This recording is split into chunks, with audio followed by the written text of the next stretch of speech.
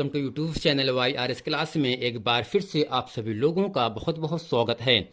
जैसा कि दोस्तों मनोहर विषय गणित में मैंने इसके पहले के वीडियो में प्रश्नावली 1A का प्रश्न नंबर 1 से लेकर प्रश्न नंबर 15 तक अच्छे तरीके से सभी प्रश्नों को हल कर दिया था।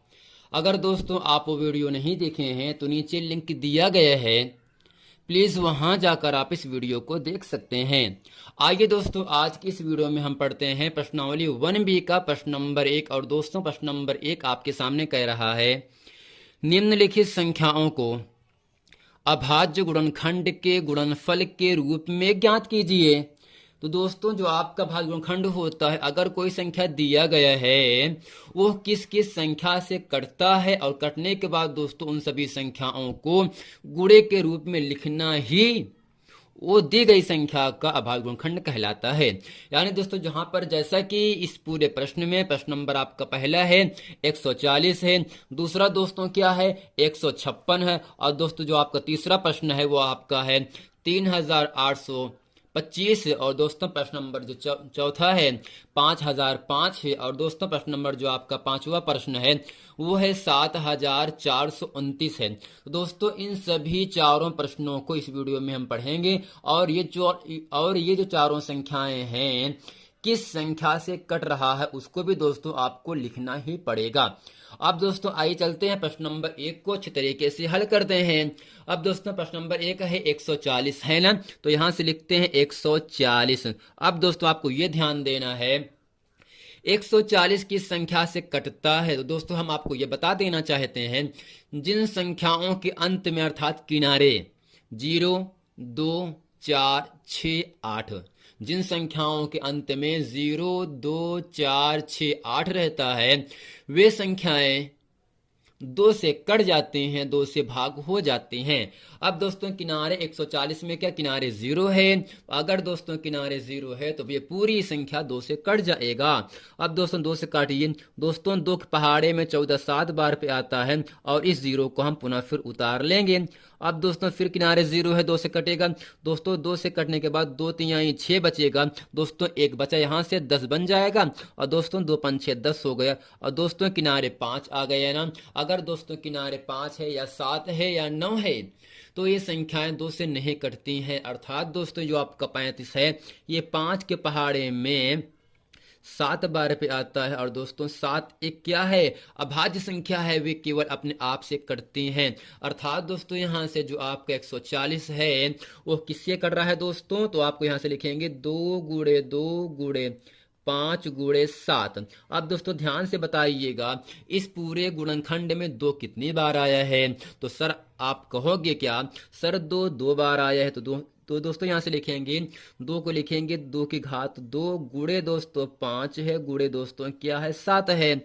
अर्थात दोस्तों इस पूरे गुणनखंड में 2 बार आया है, 5 एक बार और 7 एक बार आया है। यही दोस्तों 140 का अभाज्य गुणनखंड हो जाता है। तो फ्रेंड उम्मीद करते हैं 140 का अभाज्य गुणनखंड इसे अच्छे तरीके से आप लोग ज्ञात करना सीख लिए होंगे।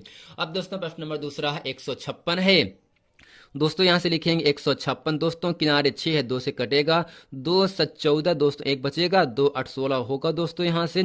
अब दोस्तों फिर 2 से काट दीजिएगा, 2 3 6 दोस्तों 1 बचेगा, 2 9 18 होगा, और दोस्तों 3 से कटेगा, 3 का 3 3 3 और दोस्तों 13 क्या है एक आपकी अभाज्य संख्या है, ये केवल अपने आप से कटता है। अर्थात दोस्तों यहां से लिखेंगे 2 गुणे 2 गुणे दोस्तों 3 गुणे दोस्तों होगा 13। अर्थात दोस्तों अब ध्यान से बताइएगा इस पूरे गुणनखंड में 2 बार आया है, अर्थात 2 की पावर 2 होगा, गुणे में दोस्तों 3 गुणे में दोस्तों आपका 13 हो गया। यही दोस्तों 2 की घात 2 गुणे 3 गुणे 13 इस 156 का अभाज्य गुणनखंड हो जाता है। दोस्तों उम्मीद करते हैं प्रश्न नंबर 1 का प्रश्न नंबर पहला और दूसरा पार्ट इसे अच्छे तरीके से आप लोगों को समझ में आ गया होगा। आइए दोस्तों अब पढ़ते हैं यहां से प्रश्न नंबर आपका पहले का तीसरा पार्ट आपके सामने इसमें कह रहा है।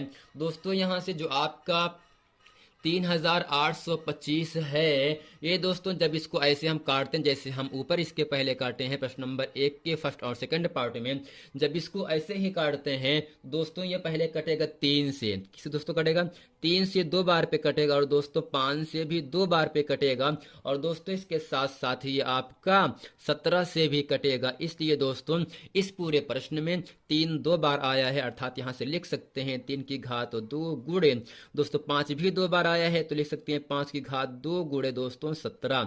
यही दोस्तों 3 की घात 2 गुणे 5 घात 2 गुणे 17, जब इन सब का हम गुणा करते हैं तो 3825 प्राप्त होता है। अर्थात दोस्तों 38 जो 25 है ये केवल 3 से 5 गुणे 5 गुणे 17 से कटेगा और इनके अलावा किसी भी संख्या से नहीं कटता है। यही दोस्तों इस पूरे प्रश्न का उत्तर हो जाता है।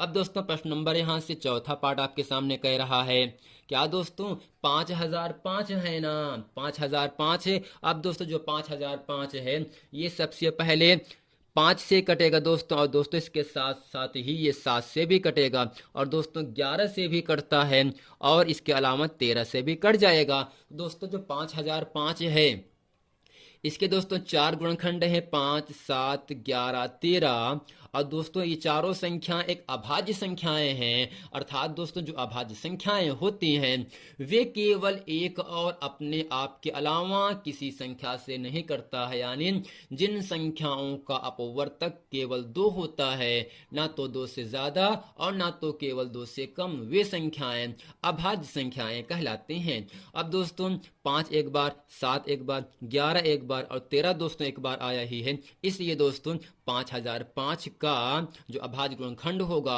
वो 5 गुणे 7 गुणे 11 गुणे 13 होगा। यही दोस्तों इस पूरे प्रश्न का उत्तर हो जाता है। तो फ्रेंड उम्मीद करते हैं प्रश्न नंबर 1 का पहला पार्ट, दूसरा पार्ट और दोस्तों प्रश्न नंबर तीसरा पार्ट और चौथा पार्ट इसे अच्छे तरीके से आप लोग समझ गए होंगे। आइए दोस्तों अब चलते हैं प्रश्न नंबर 1 का। प्रश्न नंबर जो आपका 5वां पार्ट है वो क्या है फ्रेंड, 7429 है दोस्तों ना। अब दोस्तों आपको ये पता करना है 7429 जो है सबसे पहले किस संख्या से कटता है। दोस्तों आपको याद रखना क्या है, ये सबसे पहले दोस्तों 17 से कटेगा और दोस्तों 19 से भी कटेगा और दोस्तों इसके अलावा 23 से भी कटेगा।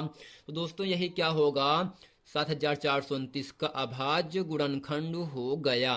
दोस्तों 17 एक अभाज्य संख्या, 19 अभाज्य संख्या, 23 अभाज्य संख्या। तो दोस्तों जो अभाज्य संख्याएं होती हैं वो केवल 1 से करते हैं और अपने आप से करते हैं और इनके अलावा किसी भी संख्या से विभाजित नहीं होती हैं। अर्थात दोस्तों 7429 का जो अभाज्य गुणनखंड होगा वो 17 गुणे 19 गुणे 23 होगा। अर्थात दोस्तों जो अभाज्य गुणनखंड होता है इसका मतलब ये होता है दी गई संख्या जिन जिन संख्याओं से कट रहा है वह दी गई संख्याओं का अभाज्य गुणनखंड कहलाता है। तो फ्रेंड उम्मीद करते हैं प्रश्न नंबर 1 के प्रश्न नंबर जो 5 पार्ट थे इस वीडियो में अच्छे तरीके से आप लोगों ने काटना सीख लिया और दोस्तों इन सभी संख्याओं का अभाज्य गुणनखंड ज्ञात करना भी अच्छे तरीके से आप लोगों ने सीख लिया। मिलते हैं फ्रेंड नेक्स्ट वीडियो में, तब तक के लिए थैंक यू।